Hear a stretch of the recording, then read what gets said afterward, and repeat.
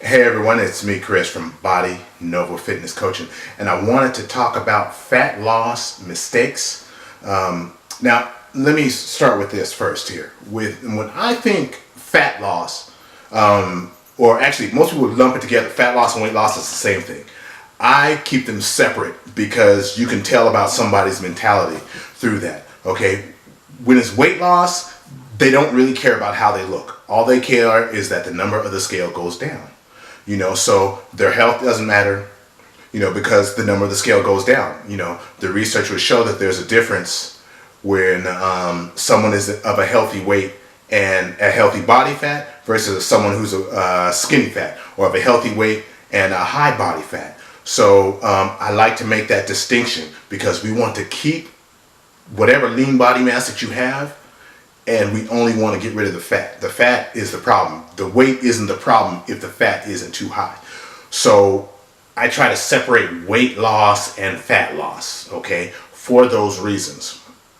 Okay, so these are the problems that people make when fat loss is the more important goal there. And with all that being said, the first will be eat too much, okay?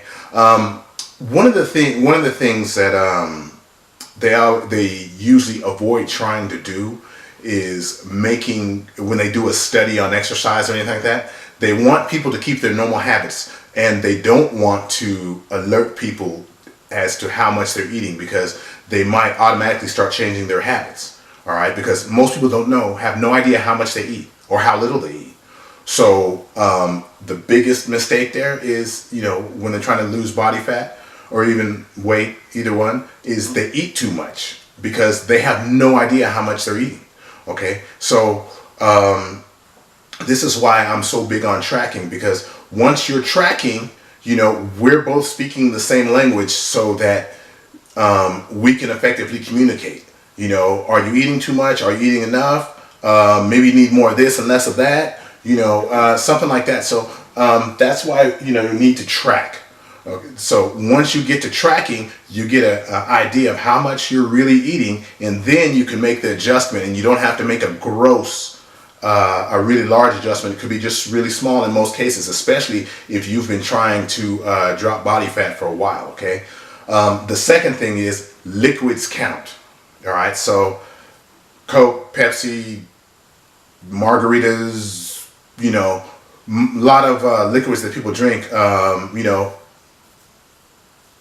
some of those coffees at Starbucks, a lot of those liquids that you drink, they have a calorie value, and if you don't count them as part of your daily intake, you may be eating or taking in more calories than you should. It's not just about eating, drinking. If those calories come through drinking too, that could get in the way. And think about it. When someone really, really skinny back in the day wanted to gain weight, what did they do? They drank their calories. They used a weight gainer to drink their calories because it was easier than force feeding regular food.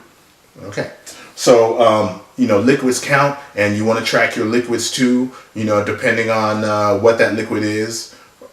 So you want to make sure you do that so you know where you stand, and then you can adjust things. All right. Secondly, not enough protein. When most people look at their protein intake, they're thinking about it in terms of like the RDAs for protein, and they'll say that yes, all you need is 0.8 grams per kilogram, of body weight in grams of protein per day, and that's fine. But what you need to understand is that is for a sedentary person. Okay. If you don't know what a sedentary person is, think Homer Simpson.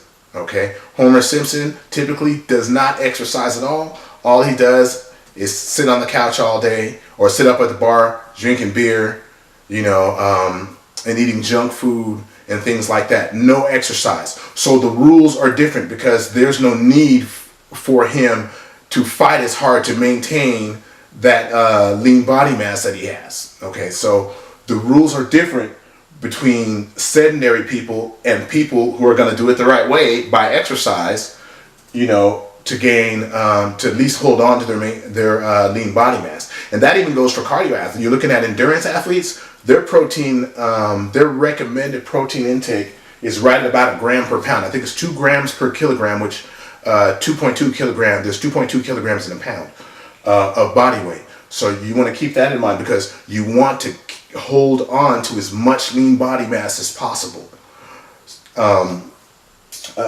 When I usually do this, I will usually adjust for their body fat. Men over 15, women over 20, especially if they're really, really heavy in weight. Because, you know, that woman that weighs 250 pounds, it may be really difficult for her to get 250 grams protein, you know, unless she's used to that. So I might base it off of her lean body mass, you know, and it may be start at a gram per pound of lean body mass and then go up from there as she gets leaner.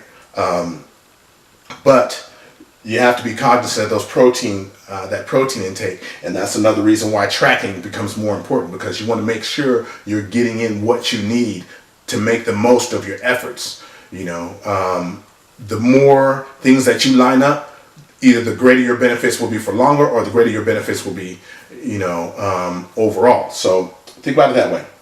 Exercise isn't challenging, okay? And sometimes, you know, that goes into the programs not being designed to do what people say that they're going to do. But with that being said, is when you start a program, you know, when you start a program, it's going to be tough. You know, you're going to be sore and all that stuff, and eventually it's going to get easier.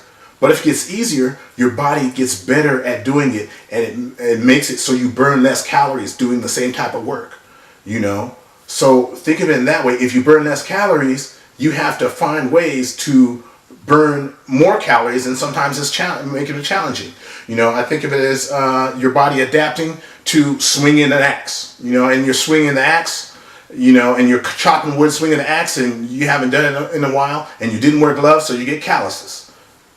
Okay, those calluses are there to protect your hands. So if you keep swinging the same size axe and keep doing the same things over and over, your body's going to get better. You're going to get more efficient with your swing, which means you're going to burn more calories. Matter of fact, and you won't even get the same calluses. You won't keep growing the calluses. The calluses are protecting what you need. So the body has adapted to that task. So you want to do things that will keep your body having to figure out how to get you back to normal. If it gets to normal, your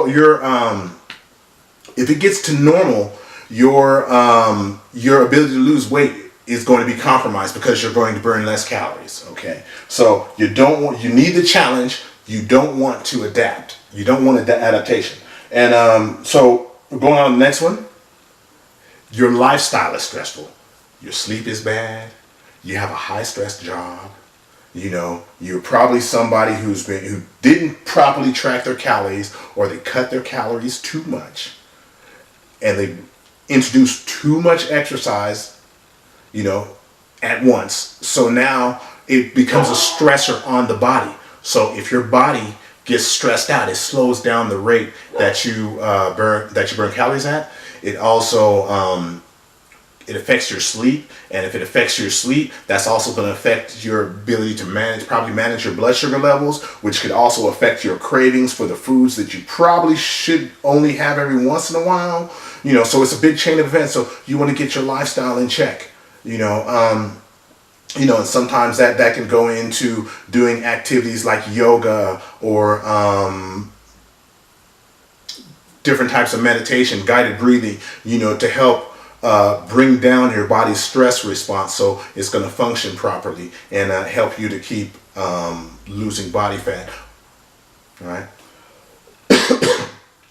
All right. So another thing is cookie cutter programs. You know, so we're in the net. You know, everyone is an online trainer, even though they've never trained somebody online or in person before. You know, everybody has a magic formula. So you're seeing a lot of cookie cutter routines passed around. Okay, so, and that could be fine for a starting place if the program is properly designed, you know, for your goals.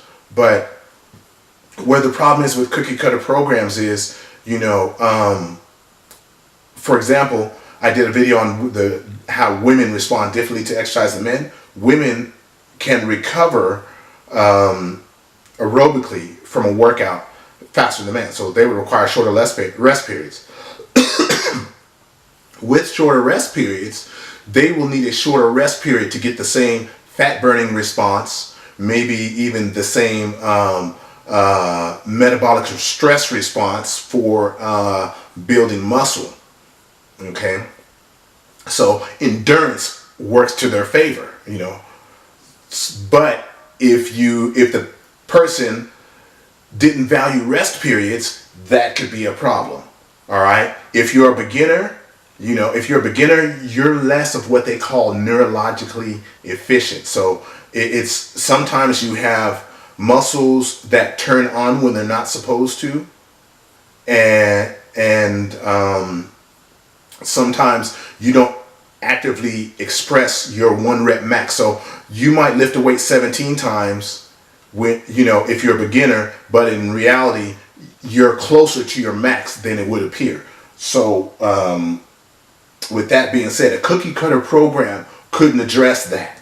All right, it may be popular, you know, and it may have worked for that one person, but that one person, you guys might have totally different variables. If that one person is stronger than you, that can influence the rest periods, that can influence their response and things like that. So that's kind of one of the reasons why I also talk a lot about rest periods and time under tension, which a lot of these cookie cutter programs seem to neglect, and things like that, is because if you're stuck, you start to think of things that you can do to fix and keep your fat loss progressing.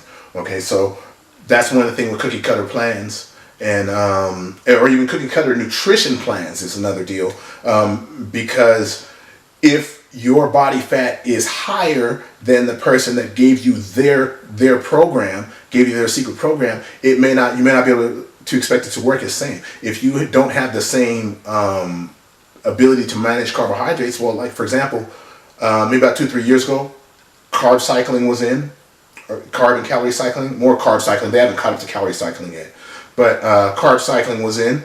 So what they would do is like say, okay, well, you have 50% carbs, 30% protein, 20% fat on these days, and then you have another ratio for other days. Well, if your body fat is high and your calorie intake is high, you may not be able to handle 300 and 400 grams of carbs like their program would say that you could, you know, on a workout day. So that might make it so you don't lose any more fat, you know. And those are various reasons why cookie cutter plans can work against you, even if they're well designed. So you want to think about how you respond to things if you're going to use them, so that you can get the most from your program.